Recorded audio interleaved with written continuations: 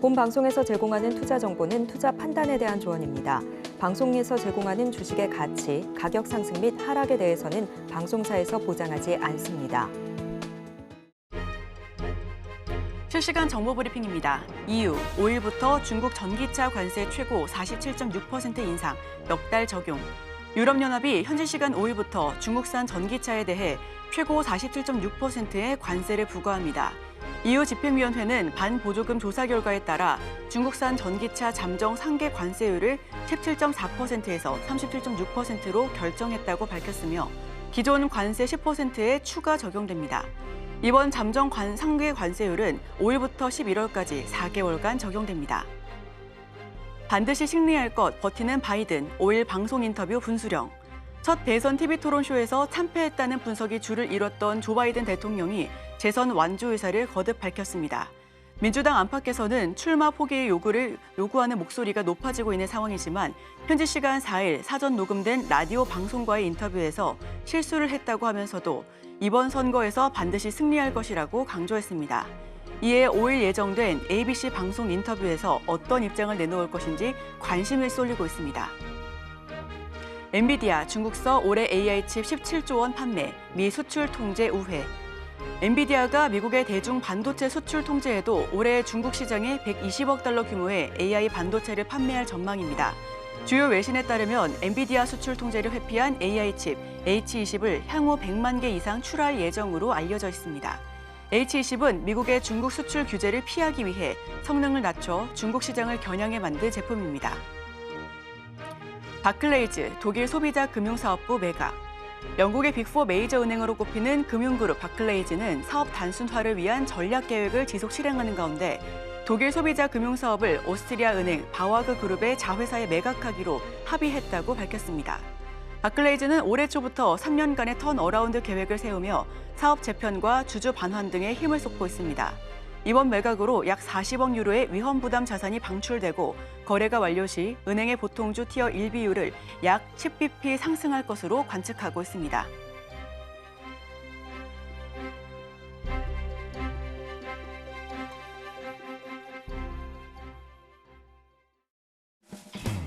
여러분의 성공 투자를 응원합니다. 안녕하세요. 증시7 진행을 맡은 이소연입니다.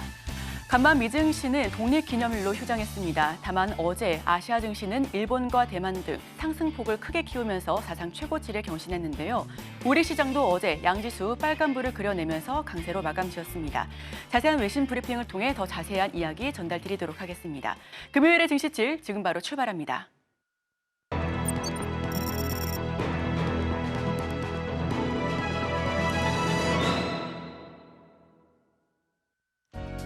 네, 복잡한 외신 이야기 쉽고 간편하게 전해드립니다. 증시7 외신 브리핑 오은비입니다.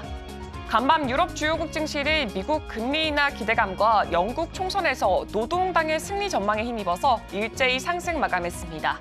독일 프랑크푸르트 증시의 닥스 지수는 0.41% 오른 18,450선에 프랑스 파리 증시의 까크 40 지수는 0.83% 상승한 7,695선에 영국 런던 증시의 푸시백 지수는 0.86% 상승한 8,241선에 장을 마쳤습니다. 특히 영국 증시는 노동당의 경제성장 기대감에 가장 큰 상승을 보였습니다. 브라데스코 BBI의 벤 라이들러는 노동당의 강력한 승리 기대가 시장에 긍정적인 영향을 줬다라고 분석을 했습니다. 또한 프랑스에서는 조기 총선 2차 결선 투표 전망이 투자 심리를 자극을 했습니다. 여론조사에 따르면 극우 정당 국민연합은 과반에 미치지 못하는 의석을 얻을 것으로 예상이 되고 있습니다. 한편 미국은 독립기념일로 휴장을 했습니다. 이어서 시장에 영향을 줬던 소식부터 전해드리겠습니다. 네, 트럼프 미디어가 월드 커넥트 테크놀로지의 주요 자산을 인수하기로 했습니다. 이번 거래에는 월드 커넥트 테크놀로지의 전 주식과 함께 퍼세션 그룹과 계열사들과의 2월 5일자 옵션 계약도 포함될 예정입니다. 트럼프 미디어는 퍼세션 그룹으로부터 CDN 기술에 대해서 비독점 연구 라이선스 권리를 얻게 돼서 콘텐츠 유통망을 강화할 계획입니다. 또한 트럼프 미디어는 최대 510만 주의 보통주를 발행할 계획이며 이번 달에는 260만 주를 먼저 발행할 예정입니다. 요크빌 어드바이저가 관리하는 투자펀드와의 대기 주식 매업 계약을 통해서 최대 25억 달러의 보통주 발행 옵션도 확보했습니다. 다음 소식입니다. 아마존의 창업자 겸 회장인 제프 베이조스가 약 6조 원 상당의 아마존 주식을 매각할 계획을 밝혔습니다. 이는 그의 올해 4번째 주식 매각으로 최근 매도된 약 2,500만 주에 달하는 49억 달러에 해당합니다. 베이조스는 지난 2월에도 3,600만 주를 통해서 약 11조 7,419억 원 상당의 주식을 처분한 바가 있습니다. 이런 주식 매각 처분은 세금 절감뿐만 아니라 실리콘밸리와의 이 거리를 두기 위해서 전략적 결정의 일환으로 분석이 되고 있습니다. 베이조스는 최근에 본사를 떠나서 플로리다주로 이사한 후로 이와 같은 전략을 지속적으로 추진하고 있습니다. 다음 소식입니다. 미국 명품 백화점 sak스피프스 애비뉴가 경쟁사 니만 마커스를 26억 5천만 달러에 인수한다고 월스트리트 저널이 3일에 보도를 했습니다. 이번 인수로 탄생할 새 회사는 삭스 글로벌로 명명이 되면서 아마존과 세일즈포스가 지분을 매입하고 경영 노하우를 공유할 예정입니다. 아마존은 온라인 기술과 물류 전문 지식을 제공할 계획이며 이는 주요 명품 구매 채널이 온라인과 패션 브랜드 직영점으로 옮겨가는 상황에서 온라인 전략과 고객 관리 강화에 매출 부진을 해결하려는 움직임으로 보여지고 있습니다. 이 합병으로 삭스글로벌은 75개 매장을 보유한 미국 최대 오프라인 명품 백화점으로 자리매김할 것으로 보이고 있습니다. HBC는 이번 인수를 위해서 사모펀드와 부채 형태로 자금을 조달했으며 일부 자산 매각을 통해서 현금을 마련했습니다. 이 새로 탄생한 삭스글로벌은 연 매출이 100억 달러에 이를 것으로 예상되고 있습니다. 다음 소식입니다. 스위스의 2024년 6월에 소비자 물가지수가 전년 동월 대비 1.3% 상승했다고 4일에 보도했습니다. 이는 5월에 1.4%에서 소폭 하락한 수치로 시장 예상치인 1.4%를 밑돌았습니다. 이로써 CPI 상승률은 12개월 연속 중앙은행 목표 범위인 0에서 2% 안에 머물렀습니다. 6월의 물가 상승은 주택과 공공시설 비용이 3.8% 오르면서 주도됐으나 식품과 비알코올성 음료 가격은 0.3% 하락했으며 의류와 신발류 가격도 2% 내렸습니다. 또한 변동성이 큰 식품과 에너지를 제외한 근원지수는 전년 동월 대비 1.1% 상승했습니다. 시장에서는 스위스 중앙은행이 연내 추가금리 인하를 실시할 가능성이 높다고 보고 있으며 9월에 25베이시스 포인트 금리 인하 확률은 53%로 상승을 했습니다. 중앙은행은 지난달 기준금리를 1.5%에서 1.25%로 인하했으며 추가 금리 인하 가능성도 제기되고 있습니다. 이와 같이 스위스 경제는 주택과 공공시설 비용의 상승으로 인해서 물가가 상승했으나 일부 품목의 가격 하락과 함께 안정적인 물가 흐름을 유지하고 있습니다. 다음 소식입니다. 독일의 2024년 5월에 산업수주가 전월 대비 1.6% 감소했다고 보도됐습니다. 독일 연방통계청에 따르면 시장 예상치 0.6% 상승과 달리 큰 폭의 감소를 기록을 했습니다. 이는 5개월 연속 산업수주가 줄어든 것으로 특히 대형 수주의 급감이 주요 원인으로 작용했습니다. 대형 수주를 제외한 5월 수주는 4월보다 2.2% 줄었으며 3월에서 5월 분기 기준으로는 전기보다 6.2% 감소했습니다. 이코노미스트들은 독일 제조업 회복이 당분간은 어려울 것이라고 평가를 하고 있습니다. 6월의 제조업 PMI는 43.5로 제조업 부문의 지속적인 침체를 나타냈으며 IFO 경기 환경 지수도 88.6으로 하락해서 경기 전망이 부정적임을 시사하고 있습니다. 독일 경제부는 산업 수주 감소와 함께 업황 전망도 악화되고 있어서 제조업의 침체가 계속될 것으로 예상되고 있습니다. 다음 소식입니다. 독일 정부는 4일 폭스바겐 자회사인 맨에너지솔루션의 가스터빈 사업을 중국 국영기업에 매각하려는 계획을 차단을 했습니다. 낸시 페저 내무장관은 이를 보안상의 이유라고 설명을 했으며 로베르트 하벡 경제기후 장관은 공공질서를 위해서 핵심 기술을 보호해야 한다라고 밝혔습니다. 맨에너지솔루션은 정부의 결정을 존중하며 새로운 가스터빈 개발을 단계적으로 중단할 것이라고 발표했으나 가스터빈 사업 자체는 계속될 예정입니다. 매각을 원한 중국 기업은 중국 국영조선공사의 자회사 GHGT였습니다. 독일 정치권은 중국이 이 가스터빈을 군함에 사용할 수 있다는 우려를 제기해왔습니다. 이번 결정은 유럽연합과 중국 간의 무역 마찰이 심화되는 가운데 나왔으며 독일은 자국 기업들에게 중국에 대한 의존도를 줄이도록 촉구하고 있습니다. 다음 소식입니다. 미국의 첨단 반도체가 중국 유학생을 통해서 밀수되고 있다고 월스트리트저널이 보도했습니다. 중국 밀수업자는 미국 대학의 인맥을 이용해서 유학생을 섭외하고 유학생들은 반도체를 짐가방에 넣어서 운반하며 하나당 $100의 수수료를 받습니다. 이런 방식으로 엔비디아 반도체를 판매하는 중국 내 업체가 70곳 이상 확인됐으며 이들 중 다수는 매달 수십 개의 반도체를 공급하고 있다고 밝혔습니다. 미국 상무부는 2022년에 엔비디아의 AI용 반도체 A100과 H100의 중국 수출을 금지했고 이후에 저사양 버전도 금지하면서 밀수 시장이 형성됐습니다. 다음 소식입니다. 중국의 주요 인터넷 기업인 텐센트와 알리바바가 상반기에 자사주 매입에 24조 원을 사용했습니다. 텐센트는 523억 홍콩 달러를 자사주 매입에 사용하면서 이는 홍콩 거래소 전체 성장 기업의 자사주 매입의 40%를 차지했습니다. 텐센트 회장은 올해 1,000억 홍콩 달러 이상의 자사주 매입을 예정대로 실행할 계획이라고 밝혔습니다.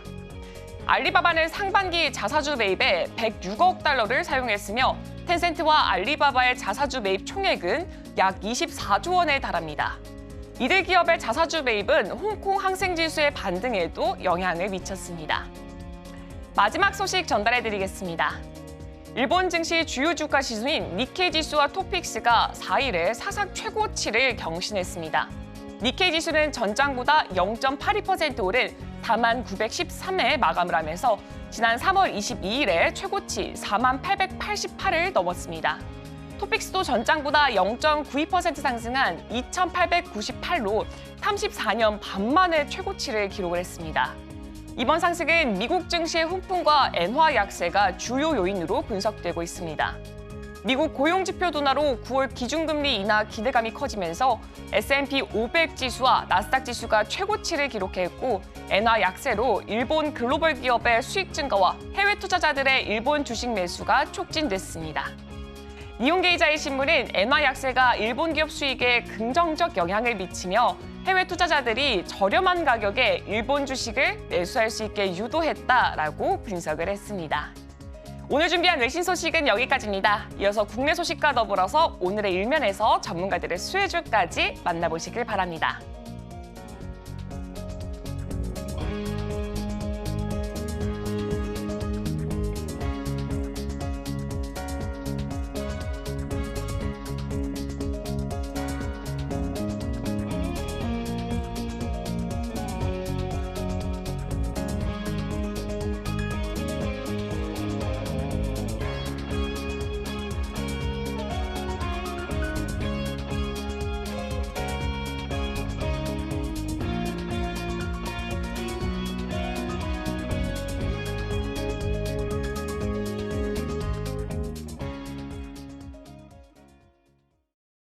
네, 서울경제TV 증시7 조간 브리핑 시간입니다. 서울경제신문에서 발행한 이슈 전해드리는데요. 첫 번째 소식부터 하나하나 짚어보겠습니다. 화면 살펴보시죠. 패권 겨룰 AI의 선택과 집중, 3나노 HBM 판세 뒤집는다. 첫 번째 소식 전해드립니다. 삼성전자가 빅테크 기업과의 협력을 더욱 늘리겠다라고 선언했습니다. 다만 업계에선 AI 반도체 시장에서의 공고한 지위 확보를 위해 3나노 파운드리 수율 개선과 스마트폰용 칩 점유율 확보, 마지막으로 HBM 사업 개선 등이 병행되어야 한다라고 지적하고 있습니다. 메타와 아마존, 마이크로소프트 등 세계 최대 IT 빅테크가 AI 인프라 구축, 온 디바이스 AI 기기 출시를 위해 반도체 구매, 천문학적인 금액을 투입하고 있기 때문에 삼성전자 역시 총력을 다할 것으로 보여지는데요. 한편 삼성전자는 시스템 반도체 설계 외에 메모리, 파운드리 분야에서도 AI 고객사 확보에 분주한데 이 분야에서 글로벌 경쟁사에 뒤처지고 있다는 평가가 나오고 있습니다. 우선 AI 시장의 핵심 메모리로 주목받는 HBM 시장에서의 위상 회복이 절실한 상황이고요. 삼성전자는 3분기에는 5세대 HBM 제품인 HBM3E 8단, 4분기 12단계 제품에 대한 엔비디아 퀄 테스트 통과 목표로 개발에 임하고 있습니다. 다만 까다로운 엔비디아의 인증 작업을 통과하는 게 쉽지 않을 수도 있다는 게 업계 전반의 설명이고요. 자체 AI용 NPU를 탑재한 스마트폰 AP, 엑시노스 반등도 시급한 과제로 남아 있습니다. 엑시노스 AP는 지난해 초 출시됐던 삼성 갤럭시 S23의 성능 문제로 단 하나의 칩도 탑재되지 못하는 아픔을 겪었고요. 올해 출시된 갤럭시 S24에는 4나노 공정으로 만든 엑시노스 2400을 공급했습니다. 다만 하반기 갤럭시 S25에 탑재될 엑시노스 2500 제품 개발이 삼성 파운드리 사업부의 수율 문제로 어려움에 직면했다라는 평가에 우려감 역시 높아지는 상황이고요. 엑시노스 생산을 맡는 삼성 파운드리의 기술력 확보와 매출 반등 역시 과제로 남아 있습니다. 삼성전자는 메모리부터 패키징까지 이어지는 원스톱 솔루션을 내걸고 파운드리 라이벌 TSMC를 추격하고 있는 상황입니다. 하지만 첨단 공정에서 경쟁력이 밀린다라는 평가를 받고 있습니다. 빅테크 수주 실적은 물론 점유율 확대가 제자리 걸음인 상황이고요. 현재 애플과 엔비디아 등 세계 최고의 반도체 기업들은 주력 반도체 전량을 TSMC의 첨단 전공정 패키징 라인에서 생산하고 있습니다. AI 반도체 시장 규모 전망입니다. 2020년 153억 달러에서 2027년 1,194억 달러까지 지속적으로 상향 조정을 보여주고 있고요. 세계 스마트폰 AP 점유율을 살펴보시면 삼성전자는 애플과 퀄컴, 미디어텍에 이어서 좀 밀리고 있는 모습입니다.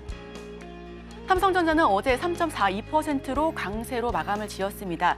그 전날 미국에서의 상승폭이 좀 두드러지는 기술주의 반등과 함께 상승 흐름을 계속해서 이어나가고 있고요. 또한 오늘 잠정 실적을 발표할 예정입니다. 이 부분까지 함께 지켜보시면 좋겠습니다. 다만 SK하이닉스는 2.54% 하락으로 인해서 그동안의 상승을 좀 조정받고 있는 모습입니다. AI 칩 교체 주기가 짧고 수익성도 높아 직접 빅테크 리더들과 협력을 논의했습니다. HBM, 엔비디아, 퀄통과 여부에 주목을 하고 있는데요. 모바일 AP 엑시노스 반등도 시급한 과제로 남아 있습니다. 다음 소식입니다. SK하이닉스 2000 HBM 라인 증설, 83조 AI 투자 속도전, 선두 굳히기. 네, 다음 소식 바로 전해드립니다. SK하이닉스가 2000 반도체 팹 일부 라인을 HBM 라인으로 전환합니다. HBM 생산 라인을 신설하는 등 동시에 기존 생산 라인까지 최적화해 늘어나는 제품 수요에 대응하기 위함으로 보여지고 있는데요. 최태원 SK 회장, 계열사를 대상으로 인공지능 기업으로 변화해달라라고 주문했었죠. SK하이닉스가 이에 AI 전환의 선봉 주자가 될 것으로 보입니다. 하이닉스는 2000 팹 M10의 일부 라인을 HBM으로 전환하기 위해 TF를 신설했고요. TF는 해당 팹의 약 3,300제곱미터가량 부지를 대상으로 리모델링을 추진하고 있습니다. 해당 라인에는 HBM 생산 기준에 맞는 클린룸과 각종 장비가 들어설 것으로 보여지고 있고요. 이번 공사는 증축이 아닌 기존 생산 라인을 HBM 라인으로 전환하는 데 목표하고 있습니다. 메타와 구글 등 빅테크들이 엔비디아의 최신 AI 칩을 사겠다라며 줄을 선 상황에서 여기에 탑재되는 HBM 역시 한동안 탄탄한 수요가 이어질 것으로 전망하고 있고요. 골드만삭스는 글로벌 HBM 시장 규모를 연평균 100% 성장할 것으로 전망하고 있습니다.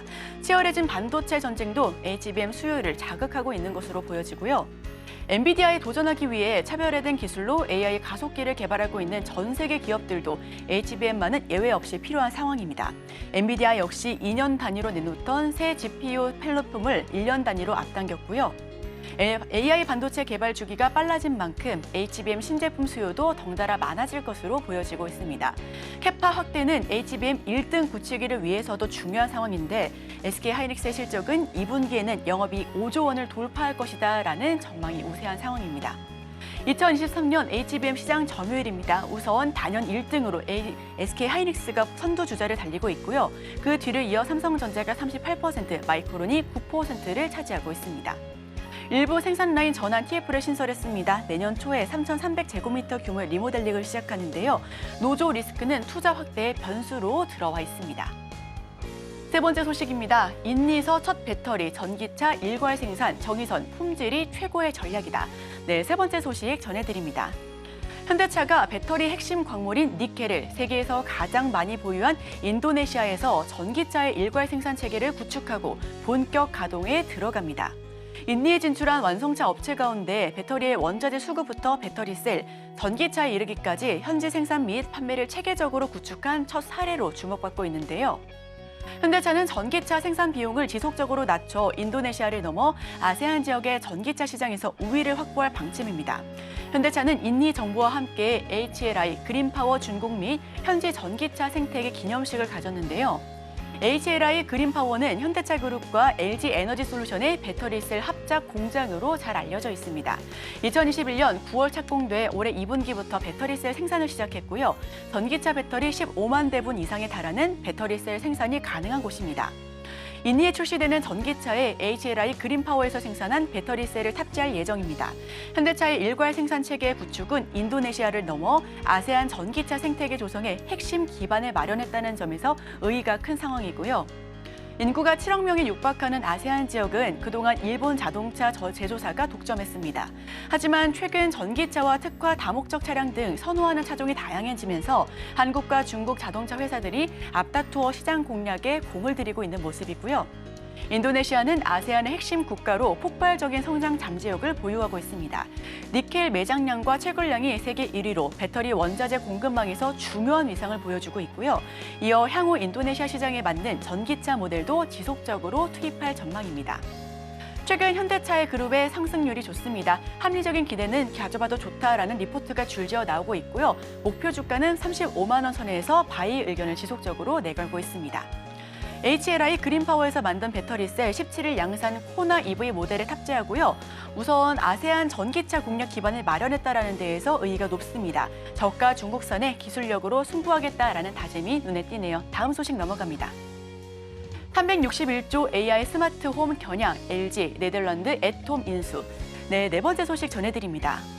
LG전자가 네덜란드 스마트홈 기업 애톰을 인수합니다. 인공지능 가전과 생성형 AI를 결합한 AI 홈 생태계를 확보하고 이를 다양한 사업 영역으로 확장하기 위한 전략으로 풀이되고 있는데요. 2014년 설립된 애톰은 가전과 IoT 기기를 연결하는 스마트 홈 시스템을 보유하고 있습니다.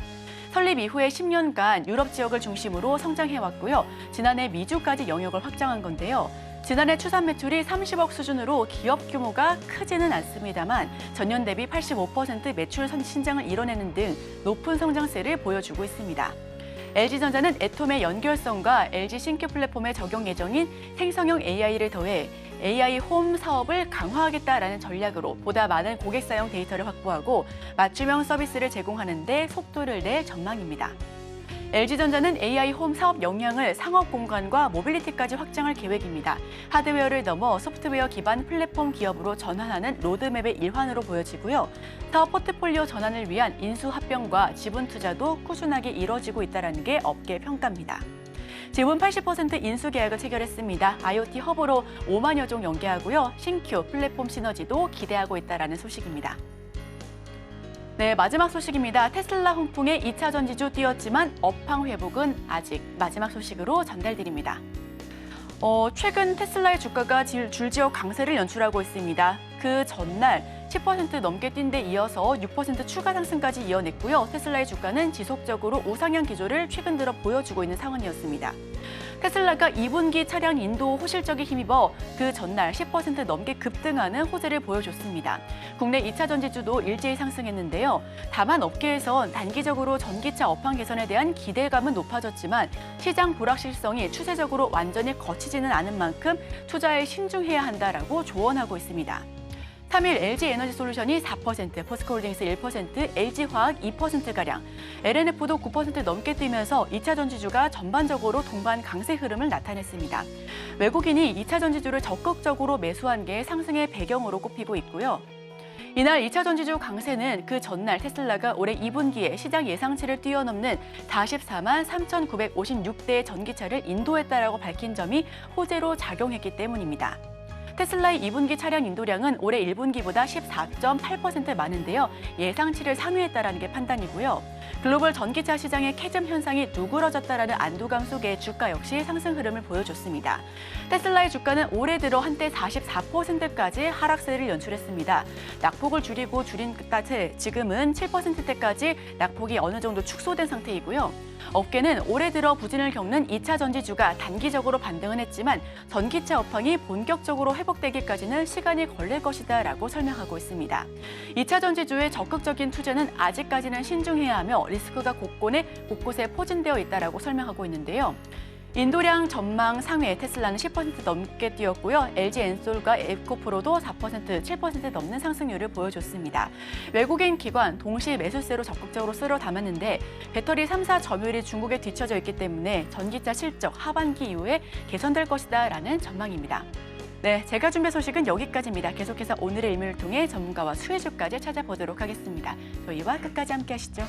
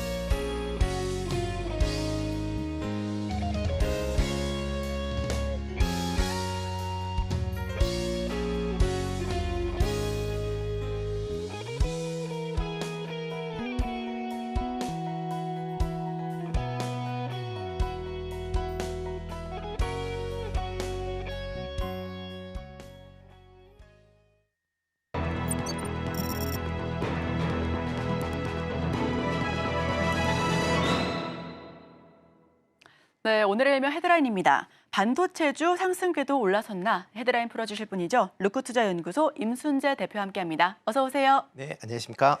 네, 미국 금리 인하 가능성도 호재로 들어와 있고요. 오늘 삼성전자의 잠정 실적 발표도 예고되어 있습니다. 헤드라인 풀어주시죠. 네, 최근 들어 그 반도체주가 좋은 그런 이제 모습들 좀 보이고 있습니다. 그 이유 중에 가장 큰 게 실적 개선세에 대한 이제 기대감이다라고 보시면 될 것 같고요. 오늘 삼성전자 이제 실적 발표가 예상이 되어 있는데 실적 발표는 지금 상당히 좋을 걸로 그렇게 예상이 되고 있습니다. 특히 이제 작년 22년 4분기서부터 이제 반도체 관련된 업체들의 감산세가 지속이 됐습니다. 그래서 작년 한 해 상당 부분 좀 부진한 그런 이제 실적을 기록을 했었는데요. 올 초서부터는 어느 정도 이제 바닥을 찍고 상승하는 그런 이제 모습을 좀 보이고 있다라고 보시면 될 것 같습니다. 여기에 가장 큰 역할을 했던 게 오픈 AI에서 발표했던 이제 챗 GPT가 그런 이제 가장 큰 역할을 했다라고 보시면 될 것 같고요. 이런 AI뿐만 아니라 ICT 관련된 사업 부분도 전반적으로 개선세를 보이고 있기 때문에 그만큼 실적이 호전되지 않을까라는 생각을 해보고 있습니다. 이러한 이제 반도체 관련된 주의 이제 실적 호전세는 아마 하반기에도 계속 좀 더 이어질 것이다라고 지금 예상들을 하고 있습니다. 특히 이제 AI에 대한 투자 열풍이 여전히 지속이 되고 있습니다. 물론 엔비디아가 조금 쉬어간다라고는 하지만 엔비디아뿐만 아니라 빅테크 대부분 기업들이 지금 AI 칩 개발에 나서고 있고요. AI 칩이 많이 만든다라고 하게 되면 그만큼 HBM3 D램에 대한 그런 수요도 같이 증가할 수밖에 없다라고 보시면 될 것 같습니다. 여기에 이제 D램에 대한 수요도 계속 지금 확대되고 있다라고 보시면 되는데요. 물론 이제 이런 HBM처럼 급등하는 그런 이제 모습을 보이는 건 아니지만 일단 바닥을 찍고 회복을 하고 있다라고 보시면 될 것 같고요. 최근 들어 이제 나오는 해외 이제 자료를 본다라고 하게 되면 트랜스포스 같은 경우는 이제 3분기서부터는 D램의 수요가 공급을 초과하기 시작을 할 것이다라고 얘기를 하고 있고요. 4분기서부터는 D램의 공급이 부족할 것이다라고 지금 전망을 하고 있는 그런 상황입니다. 이런 D램 부족 상황은 내년까지도 이어질 가능성은 있다라고 지금 얘기들이 나오고 있고요. 이와 더불어 이제 메모리 회사들의 그 가동률도 이제 같이 좀 상승을 하고 있습니다. 작년 같은 경우 심했을 때는 반도체 공장의 한 절반 정도를 그러니까 쉬었다라고 보시면 되는데요. 최근 들어서는 그 D램 가동률이 80% 이상으로 지금 올라오고 있는 그런 상황이고요. 일본의 키옥시아 같은 경우에는 지금 낸드 플래시 가동률이 100%가 될 만큼 가동률이 큰 폭으로 상승세를 보이고 있다는 게 하반기 이후에 실적 개선세가 이어질 수 있다라고 보시면 될 것 같습니다. 네, 올해 반도체 실적 개선세는 이미 예고된 상황이다라고 해도 과언이 아닐 것 같은데요. 하반기에도 반도체 관련주 실적 개선에 대한 전망이 뚜렷하고요.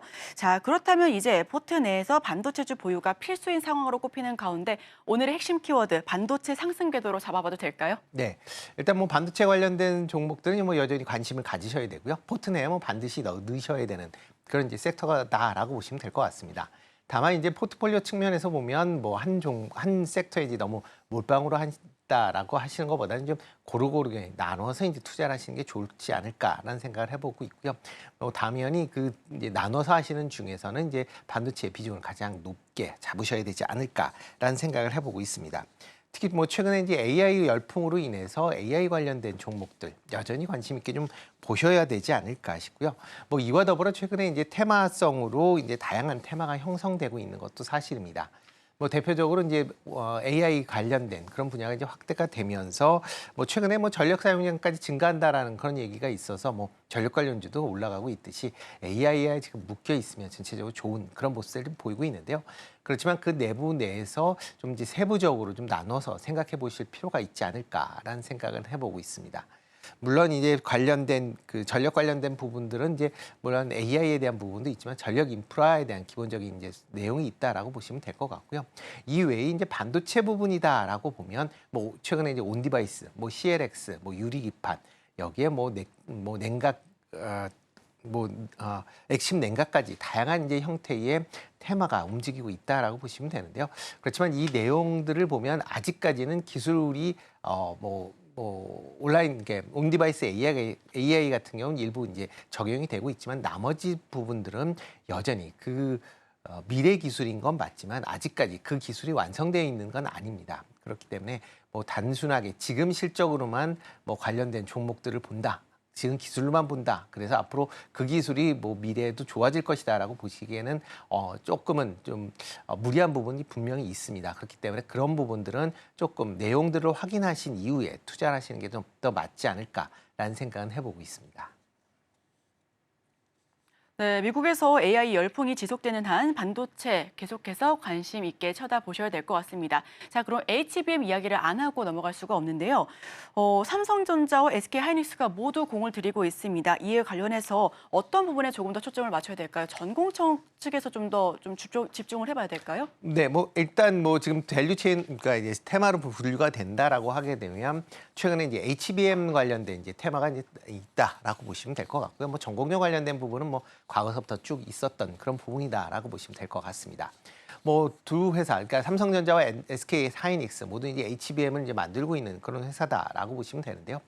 그렇지만 현재 이제 HBM과 관련돼서 뭐 대장주는 SK 하이닉스다라고 이제 생각들 많이 하고 있습니다. 그 이유는 지금 HBM을 가장 많이 쓰고 있는 엔비디아의 SK 하이닉스가 독점적으로 공급을 하고 있다라는 그런 내용이 시장에서 부각이 됐기 때문에 SK 하이닉스에 대한 주가가 상대적으로 강한 그런 모습을 보이고 있고요. 삼성전자 같은 경우는 물론 HBM에 대한 시장 점유율이 뭐 상당히 높긴 하지만 엔비디아의 납품이 계속 지금 지연이 되고 있는 그런 상황입니다. 그러다 보니까 주가의 상승률도 상대적으로 좀 덜 오르고 있다라고 보시면 될 것 같고요. 뭐 전일 이제 삼성전자의 주가가 크게 이제 진폭을 좀 보였습니다. 네. 이유 중에 하나는 엔비디아의 퀄 테스트를 통과했다라는 그런 이제 일부 이제 보도가 나오면서 뭐 급등을 보였다가 또 회사 측에서는 아직은 아니다라는 또 그런 이제 부인 이제 그런 이제 내용이 나오면서 다시 이제 조금 상승폭을 이제 줄이는 그런 모습을 보였습니다. 그렇지만 뭐 삼성전자가 갖고 있는 D램에 대한 기술력을 감안한다라고 하게 되면 시기상으로 문제이지 엔비디아의 그런 HBM 퀄 테스트는 통과할 것이다라는 게 대체적인 시장 반응이다라고 보시면 될 것 같습니다. 그렇기 때문에 뭐 향후에 본다라고 하게 되면 SK 하이닉스 뭐 밸류체인보다는 삼성전자의 밸류체인에 좀 더 관심을 가지실 필요가 있지 않을까라는 생각을 해보고 있습니다. 그렇게 이제 생각하는 이유는 이렇게 이제 HBM 공정에 만약 삼성전자가 엔비디아에 납품을 한다라고 하게 되면 지금까지 SK 하이닉스가 갖고 있었던 독점적 지위로 인해서 다른 상품에 비해서 좀 영업이익률이 상대적으로 좀 높게 나왔다라고 보시면 되는데요. 삼성전자가 참여하게 되면 양사 간의 경쟁이 격화가 되면서 영업이익률이 떨어질 수밖에 없습니다. 그렇다라고 하게 되면 SK 하이닉스를 높은 마진율을 생각해서 주가 수준을 높였다라고 하게 되면 그만큼은 조금 이제 떨어질 수밖에 없다라고 보시면 될 것 같고요. 그런 관점에서 향후에는 좀 삼성전자의 밸류체인에 있는 그런 이제 회사에 좀 더 관심을 가지실 필요가 있지 않을까라는 생각을 해보고 있습니다. 네, 삼성전자 밸류체인에 조금 더 집중해보자라는 말씀을 해주셨습니다. 자, 그럼 그 밸류체인 어떤 종목들이 있을까요? 네, 관련돼서는 여러 회사들이 있다라고 보여지는데요. 그 중에서 이제 가장 중요한 건 이제 삼성전자가 가장 중요하게 네. 이제 관심을 좀 가지셔야 되지 않을까 싶습니다. 2분기 실적은 상당히 이제 좋을 걸로 지금 예상이 되고 있습니다. 시장 예상치를 본다라고 하게 되면 2분기에 지금 영업이익이 이제 8조 3천억 정도 될 것이다라고 하는데 지금 계속 영업이익의 추정치가 올라가고 있기 때문에 지금 상황으로는 8조 3천억 이상을 지금 예상을 하고 있다라고 보시면 될 것 같습니다. 물론 오늘 이제 실적 발표를 할 때 그거보다 좀 낮게 나온다라고 하게 되면 물론 이제 주가에는 좀 부정적으로 영향을 미치겠지만 그럴 가능성은 상대적으로 낮지 않을까. 그 이유 중에 하나는 마이크론의 실적이 상당히 좀 좋았었기 때문에 그 영향이 있고요.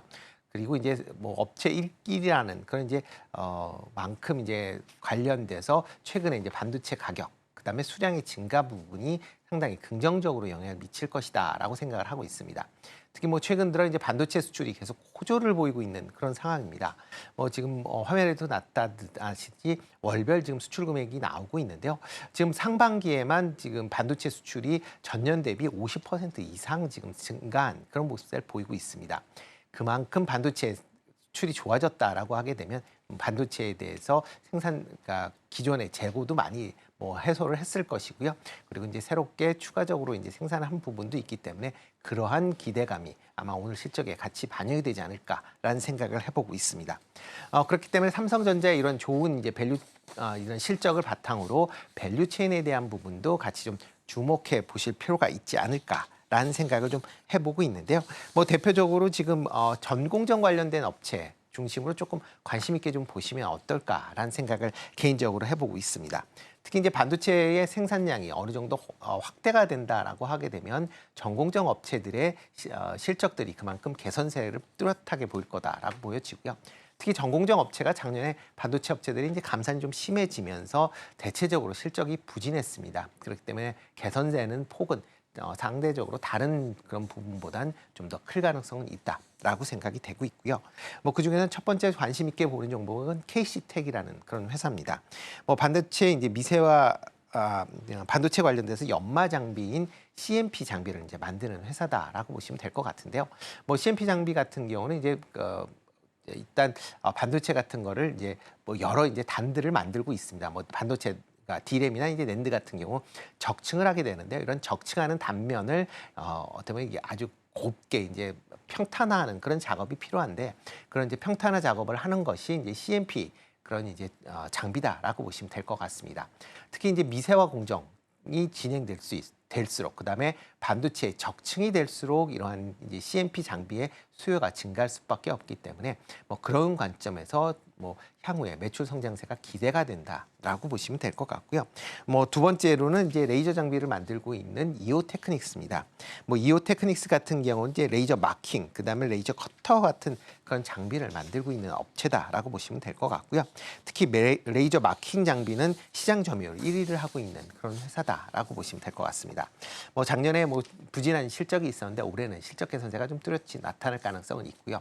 특히 하반기 이후에 각 기업들의 반도체 업체들의 투자가 확대가 되면서 그에 따른 실적 개선세가 뚜렷이 나타날 기대가 크기 때문에 그런 점에서 관심 있게 보시면 어떨까 싶습니다. 이와 더불어 이제 파크 시스템즈 좀 관심 있게 보시면 좋을 것 같은데요.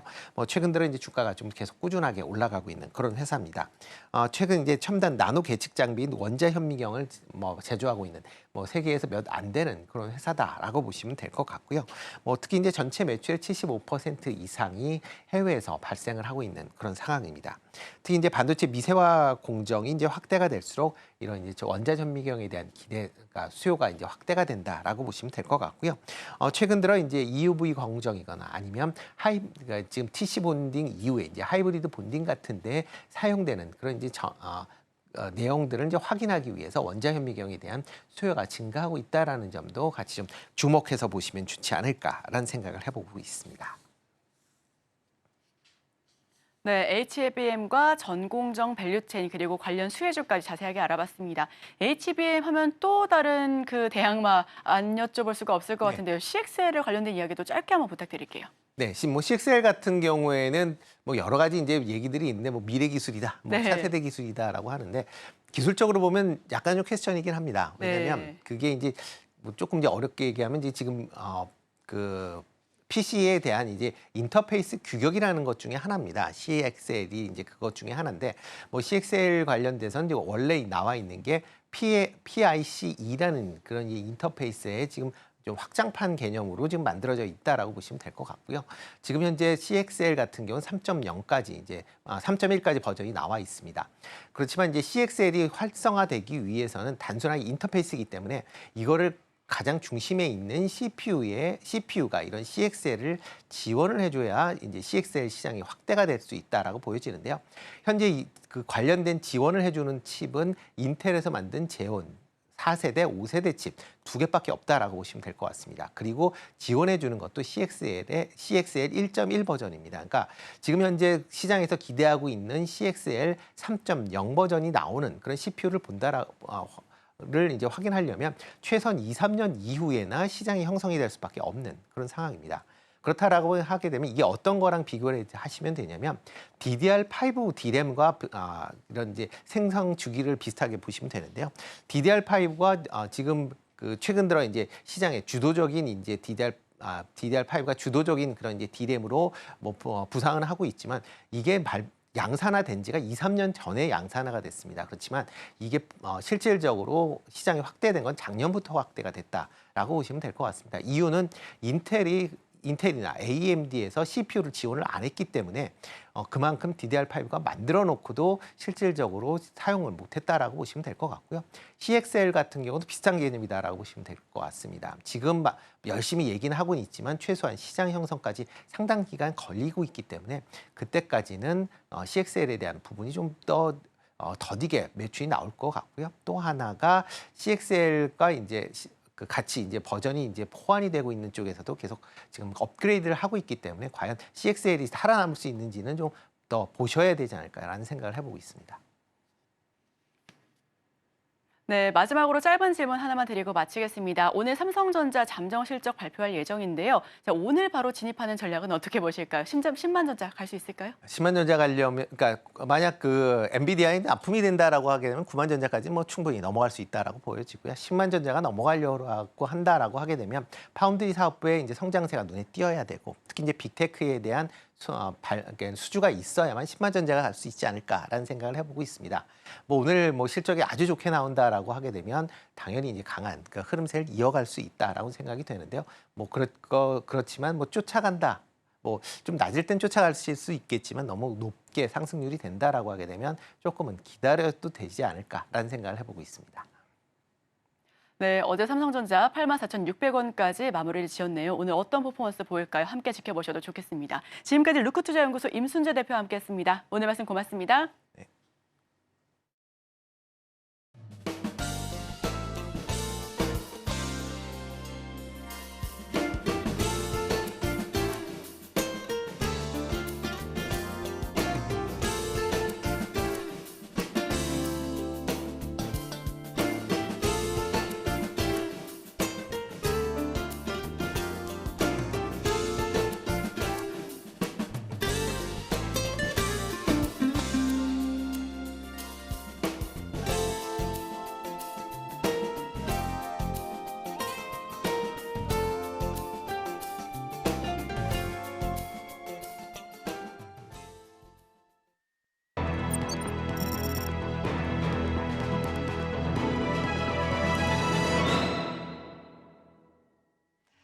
네, 투자하실 때 참고해보면 좋을 리포트 준비했습니다. 오늘 준비할 리포트는 동인기업입니다. 네, 먼저 이 종목 같은 경우에는 2023년 11월에 상장된 아웃도어 백팩 OEM 그리고 ODM을 전문적으로 다루고 있는 기업입니다. 2017년에 미국에서 가족용품 브랜드인 웨이비를 론칭을 하면서 자사 브랜드 사업을 시작을 했고요. 2022년에는 아웃도어 자체 브랜드인 이 인수스와 또 학생용 가방 자체 브랜드를 런칭을 하면서 제품 라인업을 굉장히 다양화를 했습니다.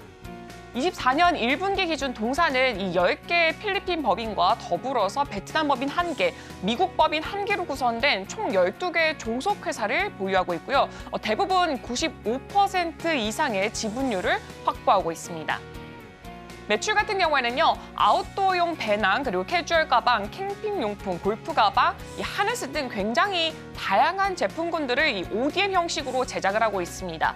23년 기준으로 해서 동사의 매출은 이 가방에 있어서 ODM이 77%로 절반 더 넘게 구성이 되어 있고요. 그 외에 이제 14%, 8.4%로 이렇게 구성이 되어 있습니다.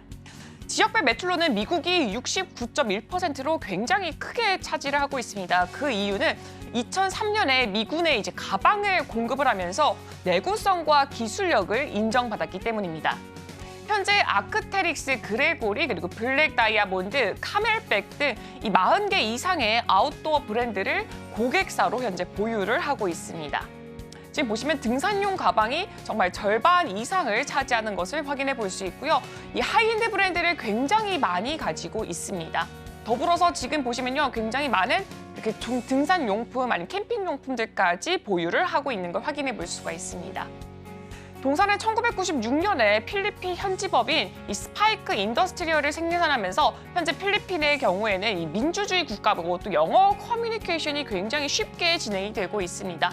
또한 풍부한 노동력과 저렴하고 안정된 임금 수준을 가지고 있고 또 법인세 혜택 등 정부의 적극적인 지원 등으로 이 현지화 이점을 굉장히 크게 보유하고 있는 나라로 꼽히고 있습니다. 향후 필리핀 관련 이슈로는 일반 특혜 관세 제도의 이 부활이 자리 잡고 있는데요. 이거 같은 경우에는요, 개발도상국에 대해서 이 개발 원조에 대한 일환으로 이 선진국이 개발도상국의 수출을 촉진하기 위해서 이 개발도상국의 제품에 대해서 이제 관세를 감면하거나 면제를 하는 그 제도를 일컫고 있습니다. 2005년부터 20년까지는 적용이 됐었는데 이 가방류를 미국에다가 수출하는 경우에는 약 17%의 관세가 면제가 됐던 혜택이 있었습니다. 현재 일반 특혜 관세 제도 같은 경우에는 2030년까지 재승인할 수 있게 하는 이 개혁법이 2024년 4월에 미국 하원에 제출되어 있는 상태로 보여지고 있습니다. 그렇기 때문에 필리핀으로 진출하는 것은 굉장히 크게 이점으로 자리 잡을 수가 있고요. 또한 글로벌 아웃도어 백팩 산업의 시장 규모 같은 경우에는 2020년에 코로나19로 인해서 봉쇄 조치와 또 외부 활동 감소 영향으로 아무래도 아웃도어 브랜드가 많다 보니까 전년 동기 대비해서 52% 감소한 것을 확인해 볼 수가 있습니다. 코로나19 이후에 외부 활동만큼은 정상화가 됐지만 23년까지 수요와 공급의 불일치로 인해서 회복이 조금 좀 지연이 되면서 23년 글로벌 아웃도어 가방 시장은 172억 달러를 기록하면서 29년의 시장 규모인 175억 달러를 넘지 못한 것으로 보여지고 있습니다. 한마디로 코로나 이전 실적까지는 회복하지를 못한 것을 확인해 볼 수가 있습니다. 2022년에 대부분의 국가에서 이 봉쇄가 완화가 됐고 또 공급이 재가가 되었으나 그동안에 이 쌓여있던 물류 정체가 단기간 내에 해소가 되면서 브랜드사들은 재고 부담이 굉장히 크게 가중이 됐습니다. 2023년에는 재고 회수를 위해서 주물량 감소까지 이어졌습니다. 과잉 재고의 정상화로 24년에는 글로벌 아웃도어 백팩 시장 규모가 코로나19 이전 수준을 상회하는 186억 달러까지 성장할 것으로 보여지고 있습니다. 19년 같은 경우에는 185억 달러인데 이제는 186억 달러까지 성장할 것으로 예상이 되어지고 있습니다. 이 장기적인 관점에서는 2030년 아웃도어 백팩 시장 규모는 이 야외 활동이 점점 더 증가하고 또 주요국가의 소득 수준 향상 등의 영향으로 인해서 이 복합 연평균 성장률이 9%를 기록하면서 313억 달러가 예상될 것으로 전망이 되고 있습니다. 그리고 여기는 지금 동인기업 같은 경우는 이제 주요 고객 브랜드사가 굉장히 많이 차지하고 있습니다. 그 중에서도 뭐 아머 스포츠가 있고 예티홀딩스가 있고 비스타 아웃도어 이렇게 크게 있는데 대부분 이렇게 정말 크게 매출액이 크게 자리 잡혀 있고 또 전망치마저도 크게 제시가 되어 있는 상황입니다. 그리고 동인기업 같은 경우에는 이제 3,048만 달러의 투자를 통해서 캐파를 현재 연당 1.8억 달러에서 연당 3억 달러 규모까지 확대할 계획이 보여지고 있습니다. 현재 90% 이상의 가동률을 고려했을 때 매출 확대가 본격화될 것으로 보여지고 있고요. 향후 필리핀 일반 특혜 관세 제도의 재승인으로 인해서 미국 수출 관세 면제까지 관련된 이 수혜가 기대가 되고 있습니다. 첫 번째 공장 같은 경우에는 25년에 가동될 예정으로 동사의 주요 고객사인 코토팍시의 전용 공장으로 보여지고 있습니다. 동사의 코토팍시의 백팩 카테고리 내에서 동사의 점유율은 무려 90% 수준으로 대부분을 차지하고 있다고 봐도 무관할 정도입니다. 동사는 또한 알루미늄 등 금속 제품 가공을 통해서 이 수직 계열화와 자체 봉제 기술을 기반으로 40곳 이상의 글로벌 고객사를 확보하고 있고요. 백팩 말고도 다양한 제품 카테고리까지 확장할 계획까지 가지고 있습니다. 그렇기 때문에 40개 이상의 글로벌 하이엔드 아웃도어 브랜드를 고객사로 보유하고 있고 매출 1위 고객사 비중이 14.2%로 편향되지 않은 매출 구조까지 보유를 하고 있습니다. 이렇게 동인기업 같은 경우는 다양하게 성장 포인트들이 많기 때문에 이 리포트에서는 긍정적으로 평가를 했습니다. 제가 오늘 준비한 리포트는 여기까지입니다. 투자하실 때 참고해보시면 좋을 것 같습니다. 네, 오늘의 핵심입니다. 현지 시각 5일 미 노동부의 공식 6월 고용보고서가 발표됩니다. 오늘의 일면에서는 반도체주의 전망과 관련 종목까지 알아봤습니다. 투자절 리포트에서는 동인기업의 실적과 향후 성장 포인트까지 자세하게 살펴봤습니다. 투자하실 때 참고해보시길 바랍니다. 네, 저희 방송에서 제공하는 정보는 투자 판단에 대한 참고 자료일 뿐 해당 종목의 가치 또는 상승과 하락을 보장하지는 않습니다. 잠시 후 증시파에 오늘의 승부주가 방송됩니다. 승부주에 대한 힌트와 다양한 인사이트 가져가실 수가 있으니까요. 끝까지 시청하시길 바랍니다. 저희가 오늘 준비한 소식은 여기까지입니다. 저희는 다음 주 이 시간에 또 찾아뵙도록 하겠습니다. 함께해 주신 여러분 오늘도 고맙습니다.